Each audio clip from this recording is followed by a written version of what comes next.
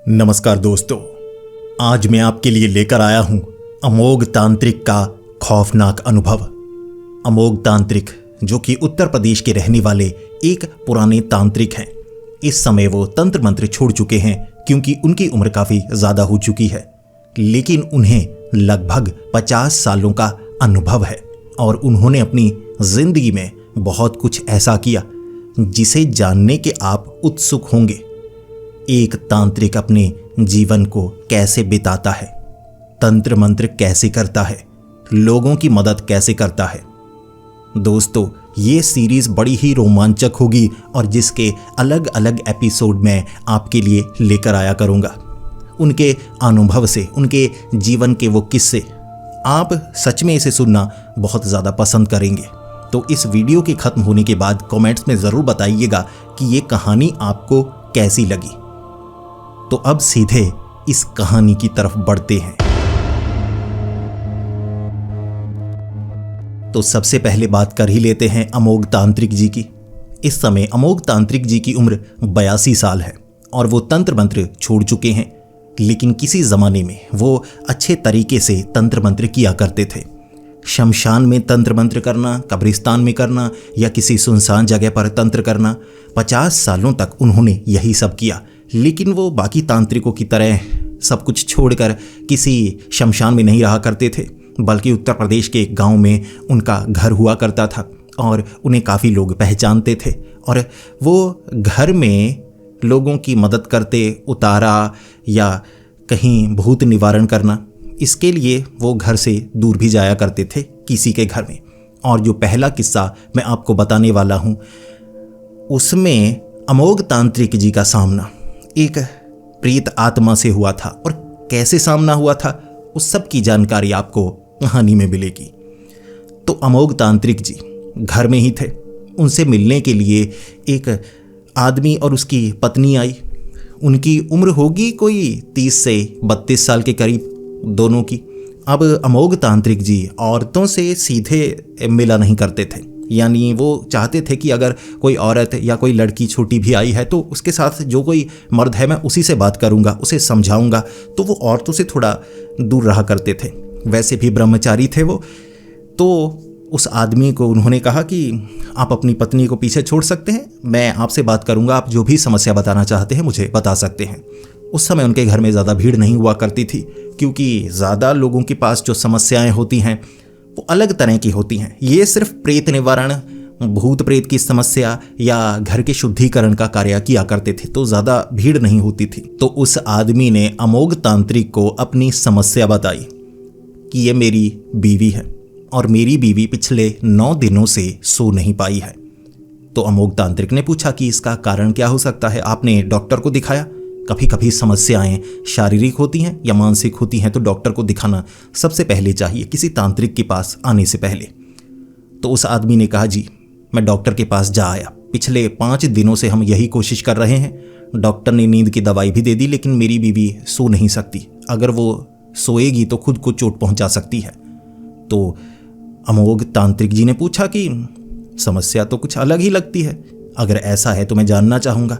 तो उस आदमी ने बताया कि पिछले 9 दिनों से मेरी बीवी सो नहीं पा रही है। अगर वो सोने की कोशिश करती है तो पहले ही समय में ऐसा भयानक सपना आता है, कुछ ऐसा होता है जिसमें वो खुद को चोट पहुंचाती हैं, जैसे नाखून से शरीर को खुरचने लगती हैं। अगर कोई पास में लकड़ी का सामान पड़ा है तो नाखून से खुरचने लगती है। ऐसा लगता है जैसे नींद में कोई भूत प्रेत उस पर हमला कर रहा है, या नींद में वो उसकी बीवी रहती ही नहीं, कुछ अलग ही बन जाती है और कुछ बुड़बुड़ाने लगती है, संस्कृत के कुछ मंत्र बोलने लगती है। तो अमोघ तांत्रिक ने पूछा, क्या आपकी बीवी को संस्कृत आती है? तो उसने कहा, नहीं, संस्कृत नहीं आती उसे। उसके बावजूद वो शब्द ऐसे बोलती है जैसे सभी कुछ उसने पढ़ा हुआ हो, लेकिन नहीं, उसने तो 5वीं कक्षा की थी, उसके बाद वो पढ़ी नहीं थी, तो संस्कृत के बारे में तो उसे ज़्यादा भी नहीं पता था। तो अमोघ तांत्रिक जी ने कहा, तो फिर तो तुम्हारी बीवी से बात करनी ही पड़ेगी। इसके बाद उन्होंने उस औरत को बुलाया और उससे पता किया, और उन्हें ये अब समझ में आ गया था कि शायद ये जो स्त्री है इसके ऊपर किसी न किसी प्रेत आत्मा का साया है। तो एक खास तरीका वो अपनाया करते थे जिससे उन्हें पता चल जाता था कि किसी के ऊपर प्रेत का साया है या नहीं। तो उन्होंने कुछ रखा होता था जो सफ़ेद रंग का होता। अब ज़्यादातर तांत्रिक इसका ही इस्तेमाल करते हैं, क्योंकि जो सफ़ेद रंग होता है उसे अच्छाई का प्रतीक माना जाता है, उजाले का, रोशनी का प्रतीक माना जाता है, और जो काली ताकतें होती हैं उन्हें अंधेरे का प्रतीक माना जाता है। तो इस तरह से जो तांत्रिक हैं वो जान सकते हैं कि किसी के ऊपर अंधेरे का साया है या बस वैसे ही किसी तरह की बीमारी हो सकती है। तो सफ़ेद पाउडर जैसा कुछ या आटा वगैरह मंत्र से रखा गया, तो उस पर हाथ रखने के लिए उस औरत को कहा गया। जब उस पाउडर में कंपन होने लगा और ऐसा लगने लगा कि उसका रंग बदल रहा है, तो अमोघ तांत्रिक समझ चुके थे कि इस पर प्रेत का साया है। ये तो काफ़ी आसानी से ही पता चल गया। मुझे आपके घर आना होगा, और किसी के ऊपर उतारा इतनी आसानी से नहीं किया जाता कि बस मंत्र पढ़ो और किसी के ऊपर से प्रेतात्मा का साया निकाल दिया जाए। अगर आप ऐसे किसी तरीके का इस्तेमाल करेंगे भी तो कुछ समय के लिए उसे रोका जा सकता है, लेकिन जब आप गलती करेंगे वो साया और भी ज़्यादा गंभीर तरीके से आपको चोटिल कर सकता है। तो उसी शाम अमोघ तांत्रिक उस आदमी के घर गए। उसके बाद उन्होंने उस औरत को कहा कि आप आराम कीजिए, मैं यहाँ पर हूँ, किसी भी तरह की कोई परेशानी होती है तो मैं देख लूँगा। अब आप सोच सकते हैं कि पिछले 9 दिनों से वो औरत सोने की कोशिश कर रही थी। नींद की दवाई ली थी तो नींद बहुत ज़्यादा चढ़ती, तो नींद में इतना भयानक सपना आता या कुछ ऐसा होता, वो शरीर को खुरचने लगती तो उससे उसकी नींद टूट जाती। तो 9 दिनों से सही से सो नहीं पाई थी, कुछ क्षणों के लिए सोना, फिर डर कर उठ जाना। तो अमोघ तांत्रिक जी ने कहा कि आप ऐसा कीजिए, यहाँ आराम कीजिए। तो बाहर ही बैठने की जगह थी, पास में खटिया वगैरह लगा दी गई कि आप आराम कीजिए, मैं यहाँ पर हूँ, आपको नुकसान पहुँचने नहीं दूंगा। जिसके बाद वो औरत लेट गई। अब इतनी थकी हुई थी, इतनी बीमार लग रही थी कि उसे कब नींद आ गई पता ही नहीं चला, क्योंकि तांत्रिक पर भरोसा था उसे।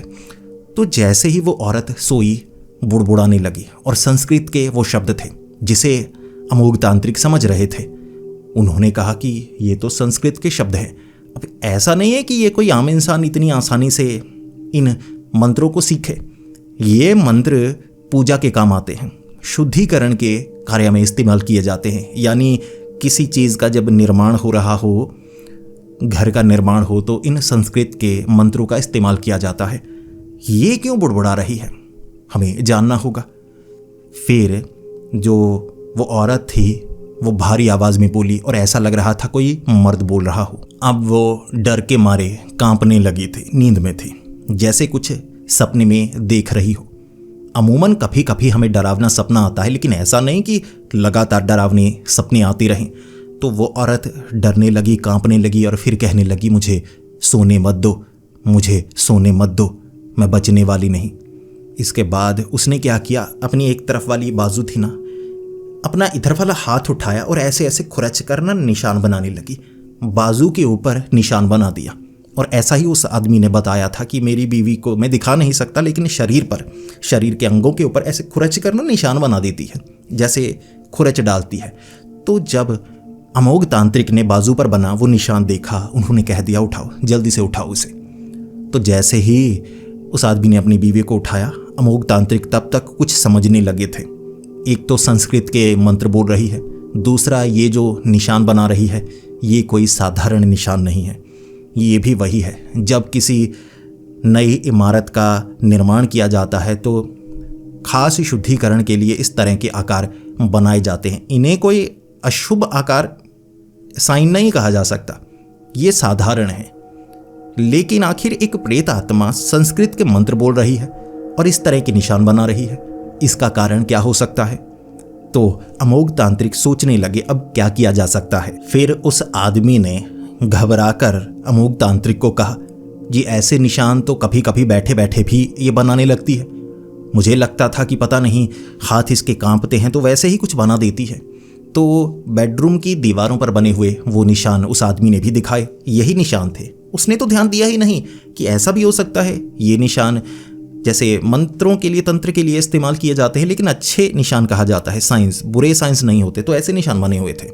उस आदमी ने कहा, मुझे लगा था वैसे ही निशान बनाती रहती है, मेरी बीवी शायद पागल हो गई है या किसी भूत प्रेत का चक्कर है जो ये वैसे ही खुरच रहा है, लेकिन ये तो सच में वैसे ही निशान है। उस आदमी ने कभी ध्यान नहीं दिया था। और अमोघ तांत्रिक ने कहा, चिंता की कोई बात नहीं है, मैं इसे समझ पा रहा हूँ, लेकिन मैं आपकी मदद तभी कर सकता हूँ जब सब कुछ मेरी समझ में आए। ऐसा ना हो कुछ गुप्त राज पीछे रह जाए, पूरी बात का पता लगेगा। उतारा इस तरह से किया जाता है, भूत निवारण ऐसे होता है, ऐसे नहीं कुछ मंत्रों से मैं बस प्रेत को बाहर निकाल दूं, वो ज़्यादा चोट पहुंचाएगा।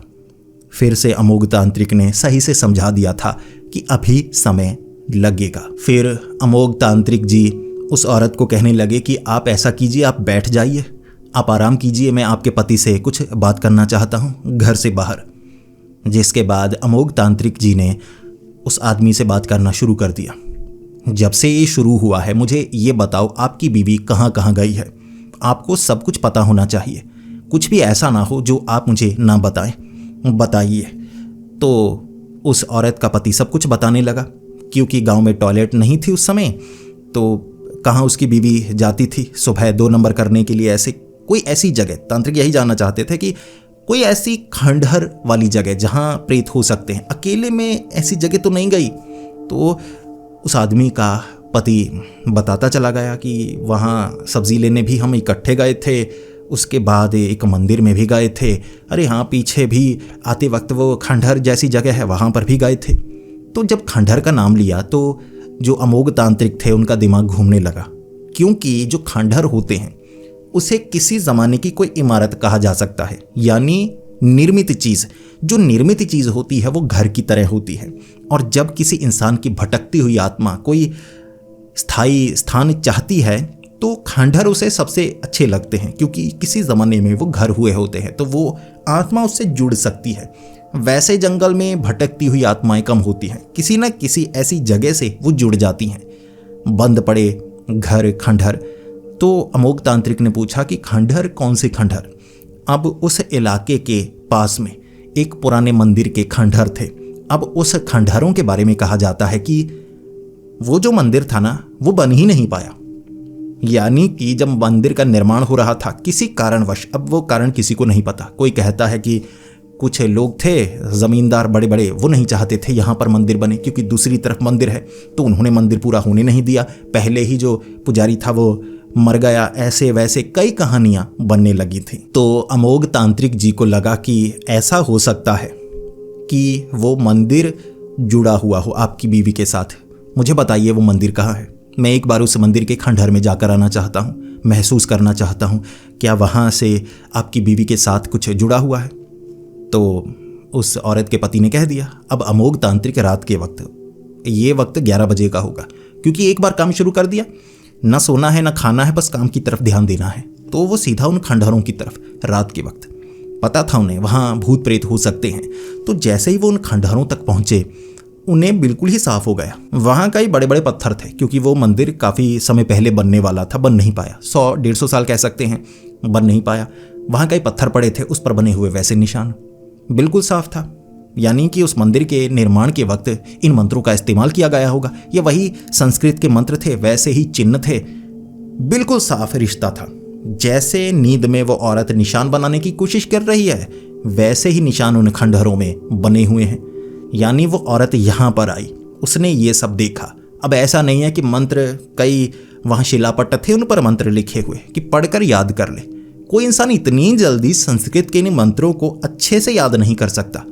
वो औरत उन मंत्रों को ऐसे बोल रही थी ना, जैसे 10 सालों से वो उन्हें बोले जा रही हो तो शब्द साफ होने लगते हैं। जो उन शब्दों का इस्तेमाल नहीं करते, उनके शब्द अच्छे नहीं होते, साफ नहीं होते। एक पुजारी जो सालों से पूजा पाठ कर रहा हो, आपको उनके शब्द ज़्यादा साफ और अच्छे लगते हैं, आप वो शब्द बोल नहीं पाते। यही अनुभव होता है। वो अनुभवियों की तरह मंत्रों को बोल रही थी। तो अमोघ तांत्रिक जी को लगा ये मंदिर जो कि बन नहीं पाया, इससे कोई रिश्ता है उस औरत का। देखते हैं। अब वो जो मंदिर थे खंडहर, वो काफ़ी ज़्यादा दूर थे उस गांव से, लेकिन उस साइकिल से पति पत्नी गए होंगे शहर की तरफ कहीं, तो वहाँ पर रुके थे, खंडहरों की तरफ थोड़ा गए थे, शायद पहले भी जाते होंगे। इसीलिए वहाँ जो अमोघ तांत्रिक थे वो जानना चाहते थे पूरी कहानी मंदिर की, क्योंकि उस पति पत्नी ने इतने साफ तरीके से नहीं बताया। कई कहानियाँ थी उन्हें सही से पता भी नहीं थी, तो सुनी सुनाई कहानियाँ। अब इन्वेस्टिगेट करना था अमोघ तांत्रिक को, तो उन्हें दिन होने का इंतज़ार करना पड़ा। और ये सबसे बुरी बात थी, वो समय गंवाना नहीं चाहते थे, लेकिन किसी से पूछे तो कैसे पूछे। 12 बजे आसपास के गांव के घरों के दरवाजे खटखटाकर जी मंदिर की जानकारी लेनी है, वो भी एक तांत्रिक। लोग तो डरने लगेंगे कहीं जादू टोना ना कर दे रात के वक्त। तो इसीलिए दिन के वक्त वो आसपास के गांव में गए, पूछा कि मुझे जी उन खंडहरों के बारे में जानकारी चाहिए। अब शुरू में ही उन्हें सुनने को मिल गया कि उस तरफ ना रात के वक्त उन खंडहरों से आवाज़ें आती हैं। लोग कहते हैं उन खंडहरों के आसपास भूत प्रेत का वास है। बस अमोघ तांत्रिक उसी वक्त समझ गए, कोई ऐसी प्रेतात्मा जो वहाँ पर होगी उसने उस औरत के शरीर पर कब्जा कर लिया। ये बिल्कुल साधारण सी बात थी जो उनकी समझ में आ रही, लेकिन जानकारी पूरी चाहिए थी। मंदिर के इतिहास के बारे में बताइए जी। अब प्रेत निवारण करना है तो पूरी तरह से करना है, उन आवाज़ों का भी, उस औरत का भी समाधान करना है। तो गांव वालों ने बताया कि ये मंदिर 90 साल पुराना है, कोई 150-200 साल पुराना नहीं है। तो कहा जाता है 90 साल पहले वो आसपास के गांव के लोगों ने मिलकर या बड़े ज़मींदार के पैसे से यह मंदिर बनाने की कोशिश की, लेकिन दूसरी तरफ मंदिर था, वो ज़मींदार अच्छे नहीं थे, तो उन्होंने किसी तरह षड्यंत्र रचा होगा, वो नहीं चाहते थे ये मंदिर बने। अब ये जो ज़मीन थी ये भी कोई साधारण ज़मीन नहीं थी। माना जाता है कि यहाँ पर जो ज़मीन थी इसे अशुभ माना जाता था, लेकिन पुजारी जी ने कहा कि शुभ किया जा सकता है, मंदिर का निर्माण हो जाएगा। लेकिन और जो पुजारी थे, पंडित थे, उनका कहना था कि शुद्धिकरण का कार्य कई सालों तक चलना चाहिए, उसके बाद मंदिर का निर्माण किया जाए। ऐसे अशुभ जगह पर बेवजह बिना सोचे मंदिर का निर्माण ना किया जाए। तो पुजारी जी चाहते थे कि मैं मंदिर के निर्माण के साथ साथ शुद्धिकरण का कार्य भी पूरा करूं। अब वो जो पुजारी जी थे वो यही कहते हैं कि शुद्धिकरण के कार्य में मारे गए थे। कई लोगों का मानना है कि ज़मींदार वगैरह उन्होंने हमला किया होगा, लेकिन शरीर पर चोट के निशान नहीं थे। किसी तरह दम घुटने से उनकी मौत हुई, हो सकता है धुएं के कारण हो गई, ये वो कई कयास लगाए जा रहे थे। तो ये सच्ची कहानी थी, कई बार सुनने को मिली अमोघ तांत्रिक को। तो उन्हें लगा कि एक बार कड़ियों को जोड़कर देखिए, वो औरत के शरीर में एक प्रेतात्मा है। वो प्रेतात्मा संस्कृत के मंत्र बोलती है, वो निशान बनाती है, जैसे किसी नई इमारत का निर्माण होना हो, या तंत्र मंत्र में उन निशानों का इस्तेमाल किया जाता है जिसे शुभ माना जाता है, अशुभ नहीं माना जाता। कौन सी प्रेतात्मा ऐसा कर सकती है? आपके दिमाग में भी वही आ रहा होगा। पुजारी जी मरे थे। पुजारी जी की आत्मा शायद किस तरह से मरे क्या पता, जिससे वो भटकती हुई आत्मा यहाँ पर आवाज़ें लगाती थी, जिससे लोग डरते थे। और वो औरत शायद उन खंडहरों में गई और गलत समय पर गई, क्योंकि रात का अंधेरा हो चुका था। और सुहागन औरत जिसका बच्चा नहीं था, या किसी भी कारणवश वो प्रेतात्मा ने उस औरत के शरीर पर वास कर लिया। और इस तरह से वो रात के वक्त औरत सो नहीं पा रही है, क्योंकि प्रेतात्मा उसके अंदर है। मंत्र पढ़ती है, जैसे कि वो पुजारी पढ़ता होगा, निशान बनाती है, वही अधूरे मंदिर के निशान। तो अमोघ तांत्रिक को अब ये तो साफ हो गया था कि हाँ, ये वही प्रेतात्मा है, क्योंकि अब मैं उन खंडहरों में महसूस करके आया हूँ, वहाँ कोई प्रेतात्मा नहीं है, कुछ नहीं है वहाँ पर। अगर आवाज़ें आया करती थी तो कुछ होना चाहिए, मैं तो घूम आया। अगर आवाज़ें अब नहीं आ रही हैं तो वो प्रेतात्मा ने अपना घर किसी और को बनाया है। अब उस औरत के शरीर को अपना घर बनाया है, तो कुछ ना कुछ कारण भी रहा होगा। अब कारण जानना है। दिन का वक्त था, तो वो पति पत्नी तो वैसे भी तांत्रिक का इंतज़ार कर रहे कि रात के वक्त खंडहरों को देखने के लिए गए थे, अब तक नहीं आए, तो कुछ ऐसा ना हो, बुरा हो गया हो उनके साथ। इससे वो भी मुसीबत में फंसते और उनके कारण किसी और को चोट लगी तो उन्हें भी बुरा लगता। तो जैसे ही अमोघ तांत्रिक घर पहुँचे, वो आदमी बड़ा खुश था। वो पूछने लगा, जी कुछ हुआ? तो अमोघ तांत्रिक जी ने कहा कि मुझे सब कुछ पता लग गया, अब डरने की बात नहीं है, अब अच्छे से प्रेत निवारण किया जा सकता है, क्योंकि जानकारी पूर्ण है। वो प्रेत आत्मा जिससे मुझे बात करनी होगी, मुझे समझना, पहले पढ़ता ना वो क्या चीज़ है, मैं तो वैसे ही कहता रहता चला जा, लेकिन उसके पीछे कारण क्या है अब मुझे पता है, अब मैं बात कर सकता हूँ।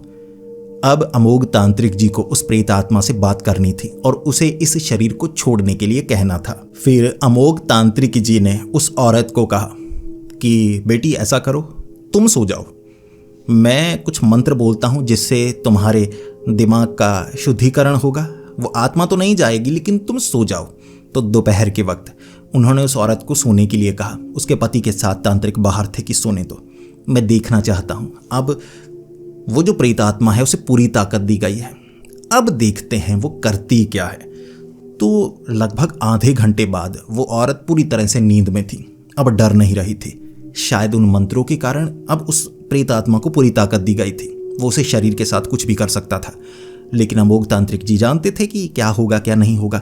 तो जैसे ही वो औरत उठी वो छत पर चढ़ गई, और छत पर देखिए एक मंजिला घर था, तो बिल्कुल किनारे पर आ गई।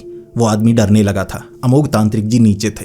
अमोघ तांत्रिक जी ने कहा, देखने तो मैं यहाँ से गिरकर मर तो नहीं सकती क्योंकि उस तरफ मिट्टी है, घास है, अगर गिरेगी चोट लगेगी, लेकिन देखना है कि ऐसी चोट पहुँचाना चाहता है वो जो प्रेत है, वो करना क्या चाहता है।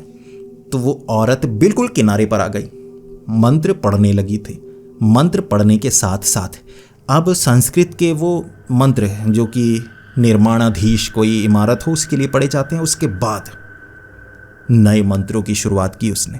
और अमोघ तांत्रिक ऐसे मुंह देख रहे, ये क्या कर रही है।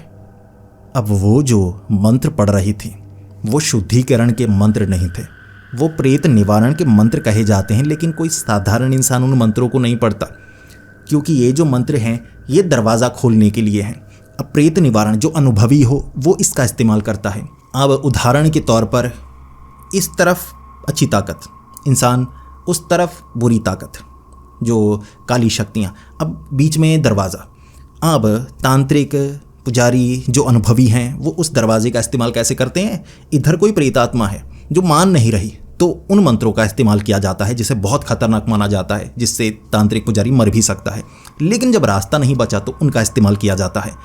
दरवाज़ा खुला, इधर से प्रेत उधर भेजना है, लेकिन इसमें मंत्र ज़रा से इधर उधर हुए तो ये ताकत तो उधर नहीं जाएगी। खुले दरवाजे से इधर से कोई इधर आ सकता है, वो बहुत खतरनाक होता है, क्योंकि उस तरफ से कौन सी ताकत आएगी जिसके बारे में पता तक नहीं। क्या पता जब तक मंत्र पूरे हों उतने में वो मार भी डाले। ऐसे इन मंत्रों का इस्तेमाल कम किया जाता है। शायद पुजारी उन मंत्रों का इस्तेमाल करना चाहता है, उसकी भटकती हुई आत्मा जिसे एहसास तक नहीं कि वो मर चुका है, वो अब भी शुद्धिकरण के लिए लगा हुआ है, लेकिन मंत्र तो गलत पड़ रहा है। इससे दरवाज़ा खुलेगा और कोई उधर नहीं जाएगा, उधर से इधर आ जाएगा। तो जो अमोघ तांत्रिक थे उन्होंने कहा, रोकिए, रोकना होगा, आपकी बीवी को पकड़िए। तो वो छत पर चढ़कर उन्होंने पकड़ा और अमोघ तांत्रिक जी ने मंत्र पढ़े, सर पर हाथ रखा, और इतने में वो आदमी की बीवी बेहोश। अब नीचे गिरते ही जब उठी उसे कुछ याद नहीं था, और अमोघ तांत्रिक जी ने कहा, चिंता मत करो बेटी, तुम नीचे जाओ, मुझे कुछ सोचना है, जो करना है आज की रात करना है, क्योंकि अब वो कुछ बुरा भी कर सकता है। भले ही उसे पता नहीं है वो क्या कर रहा है, लेकिन इस औरत के शरीर में वो गलती कर देगा जो उसके लिए भी विनाशकारी होगी, इस लड़की के लिए भी विनाशकारी होगी। वो तो खंडहर है, मंदिर बन नहीं पाया, अभी क्या ही बनेगा, लेकिन सबके लिए बुरा हो सकता है। तो शाम तक अमोघ तांत्रिक ने ये कह दिया था उस औरत के पति को कि घर में मुझे तंत्र क्रिया का इस्तेमाल करना है, अब सीधे सीधे उस आत्मा को यहाँ से भेजना है, वो नुकसान पहुँचा सकता है। तो घर में तंत्र मंत्र की शुरुआत हुई। सीधा साफ शब्दों में पूजा होने वाली थी जिससे शुद्धिकरण होता। तो पूजा होने के बाद घर के शुद्धिकरण का कार्य हुआ, लेकिन वो प्रेत आत्मा तो शरीर में थी। अब शरीर के शुद्धिकरण का कार्य इतना आसान नहीं होता। किसी को किसी के घर से बाहर जाने के लिए कहो तो वो इतनी आसानी से नहीं निकलता, चाहे उसका घर हो, चाहे कब्जा किया गया हो। तो जो अमोघ तांत्रिक थे, जब वो मंत्र पढ़ रहे थे, शुद्धिकरण का कार्य कर रहे थे, प्रेत निवारण वाला, तब अंदर आग जला रखी थी, थोड़ी धुआं भी हो रहा था, खिड़कियां खोली हुई थी। टेम्परेचर बहुत कम हो गया, तापमान घर का कम हो गया, वो कांपने लगे थे। वो औरत भी कांप रही थी, वो जो आदमी था वो भी कांप रहा था। अमोघ तांत्रिक जी आदि थे, उनके लिए ये आम बात थी। लेकिन वो औरत जब कांपने लगी तब उसकी दो परछाइयाँ बन रही थी। अब आग यहाँ जली हुई है, एक जगह आग है, रोशनी का और कोई स्रोत नहीं है, हर किसी की एक परछाई, लेकिन उस औरत की दो परछाइयाँ एक तरफ बन रही। दो परछाइयाँ देखकर वो आदमी डर गया। अब आस पड़ोस के कुछ लोग भी बाहर से झांक रहे थे, उन्होंने देखा दो परछाइयाँ, वो तो डर गए। वो गए सीधा अपने घर में। और अमोघ तांत्रिक ने कहा था कि जब प्रेत निवारण होता है कोई आसपास होना नहीं चाहिए, अब ये गांव वालों को तो ऐसे ही लगा रहता है एंटरटेनमेंट, देखो कुछ हो रहा है। जब ऐसा कुछ होता है तो वहाँ कम लोगों का होना ज़्यादा अच्छा होता है।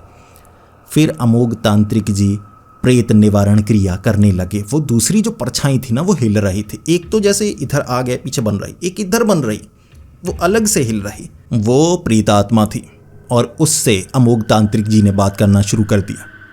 क्या चाहिए आपको? छोड़ दीजिए, ये बच्ची है, मासूम है, इससे आपको कुछ फ़ायदा नहीं होगा। तब वो प्रेत आत्मा ने कहा, मुझे वो क्रिया पूरी करनी है, बहुत ज़रूरी है।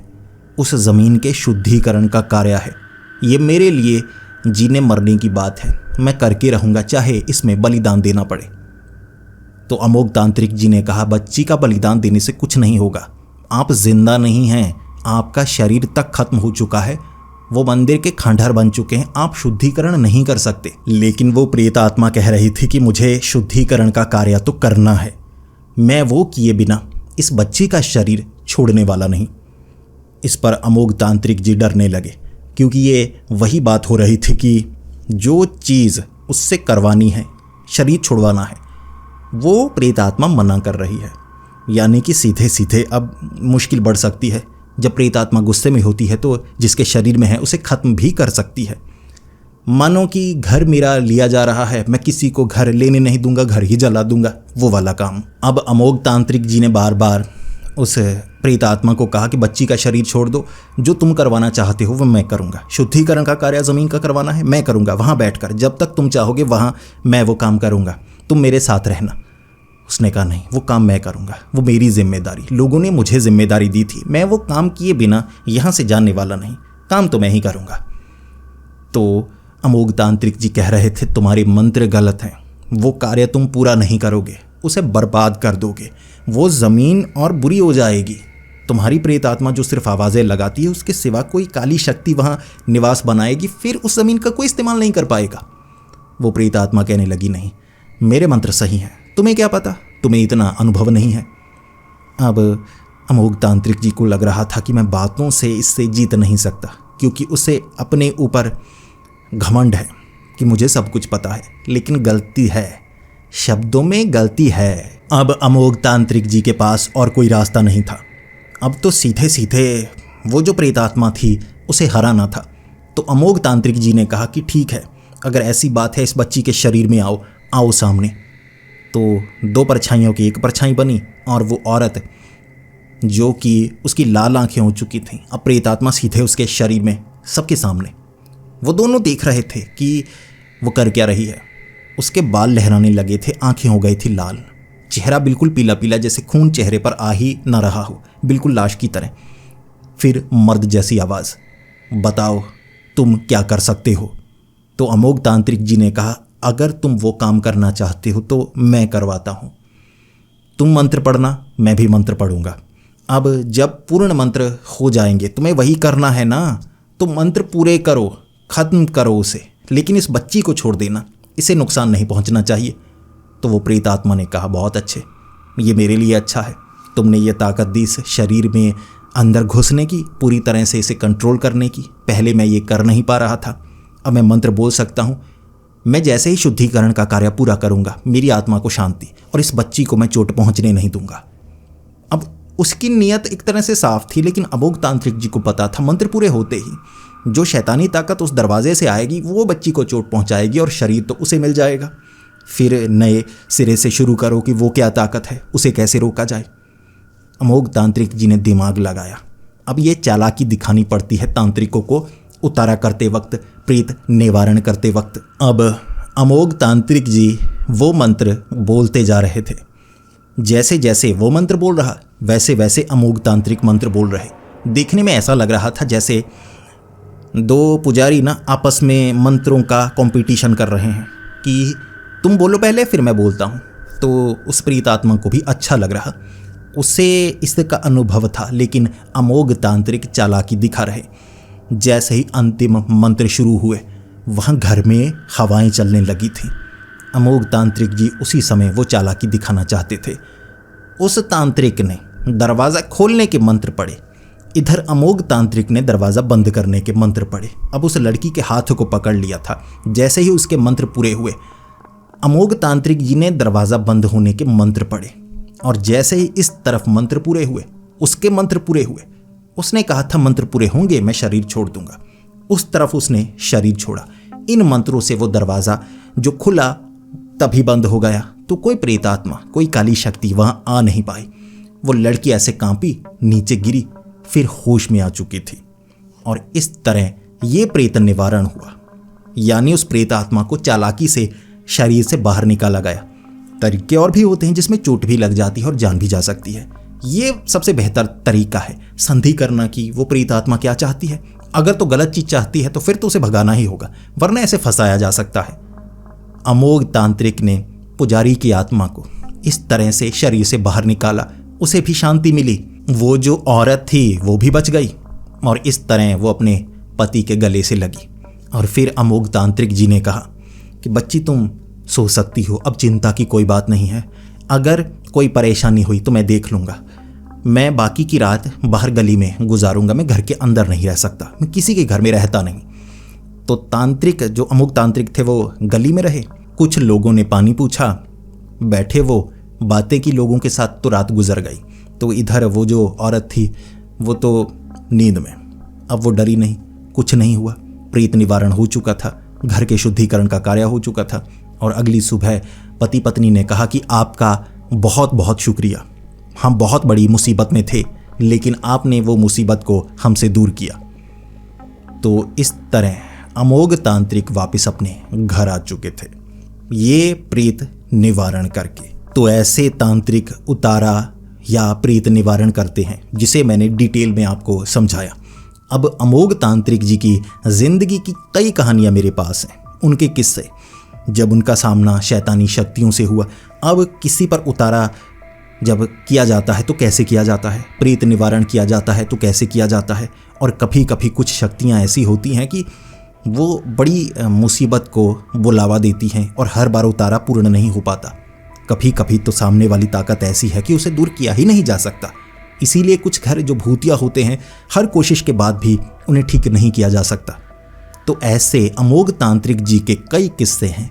अगर आप उन किस्सों की जानकारी चाहते हैं तो नीचे कमेंट्स में अपना जवाब ज़रूर दीजिएगा। और आपके जो विचार हैं इस कहानी को लेकर वो भी आप बता सकते हैं। मैं आगे भी इस सीरीज़ को कंटिन्यू करने की कोशिश करूंगा और समय समय पर आपके लिए अमोघ तांत्रिक जी के ये किस्से लाया करूंगा। तो इस कहानी को ज़्यादा से ज़्यादा लाइक कीजिएगा। कहानी ज़्यादा अच्छी लगी तो वीडियो को अपने दोस्तों के साथ शेयर कीजिए और डिस्क्रिप्शन में जाकर इसे हाइप ज़रूर दीजिए। ऐसी ही कहानियाँ सुनना अच्छा लगता है तो हमारे इस चैनल को सब्सक्राइब करें। तो मिलते हैं अगली वीडियो में, तब तक के लिए डरते रहें।